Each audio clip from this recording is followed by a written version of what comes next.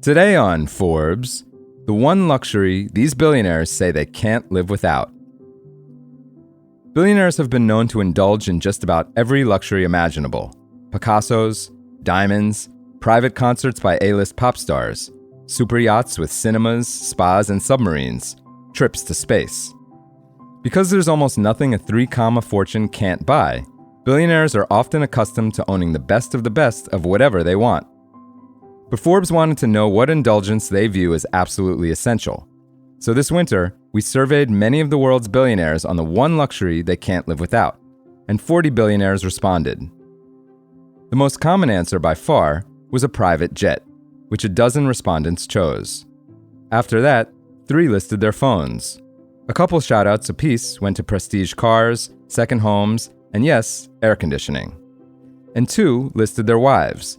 Charles Koch, the chairman of Koch Inc., whose estimated net worth is $67.5 billion, wrote, quote, "Liz for 57 years. Stephen Smith, founder of Canada's First National Financial, and whose net worth is $6 billion, said heli-skiing. One anonymous respondent fittingly wrote, quote, "Privacy." Though 12 is a small sample, hundreds of other billionaires own private jets. So why do they put such a high premium on their planes? In most cases, it's about saving time. The process of traveling to a commercial airport, passing through security, boarding, and taxiing typically takes several hours, even without delays.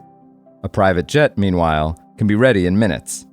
Not only can those passengers just show up and go, but they also have far more options for where to take off and land.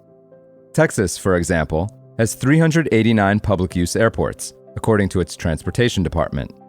Only 25 of those, 6%, are commercial airports.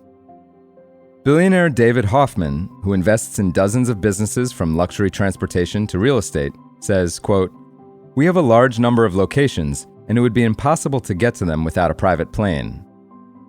Hoffman is based in Naples, Florida, but has entities across the country in places like San Diego, Minneapolis, Seattle, and St. Louis.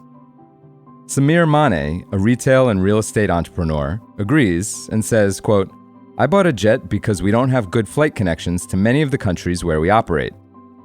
Mane, who is Albania's first billionaire, is based in Tirana. Visiting his retail outfits in Sarajevo takes 20 minutes via private jet, he says, but would require a full day if he flew commercially. He says, quote, "If I were based in London, Frankfurt, or Vienna, I wouldn't need a jet, since the flight connections from those cities are excellent." Hugh Chatham, VP of Sales at plane brokerage CFS Jets, explains, quote, "A lot of these companies would struggle to operate if they didn't have their executives getting in and out of meetings across the country on the same day." Or, as real estate investor Larry Connor put it in his survey response, quote, "It's not a luxury, it's a business tool." 4 billionaires wrote that their private plane was the most expensive item they'd ever bought in answer to a separate survey question. Planes tend to depreciate 5 to 10% every year, says Chatham, but most prices in the resale market doubled during the COVID-19 pandemic and have stayed high since. Now, pre-owned jets can cost as little as $1 million for a small basic craft, or as much as $75 million for one in the top tier, like Bombardier's Global 7500. New planes can go up to about $80 million for a business jet, though some billionaires have bought commercial-size airliners that stretch even higher. The standard Global 7500 is a long-range jet that can handle non-stop flights across the world and includes a 4-zone cabin, which means that passengers have separate spaces to work, eat, sleep, and lounge.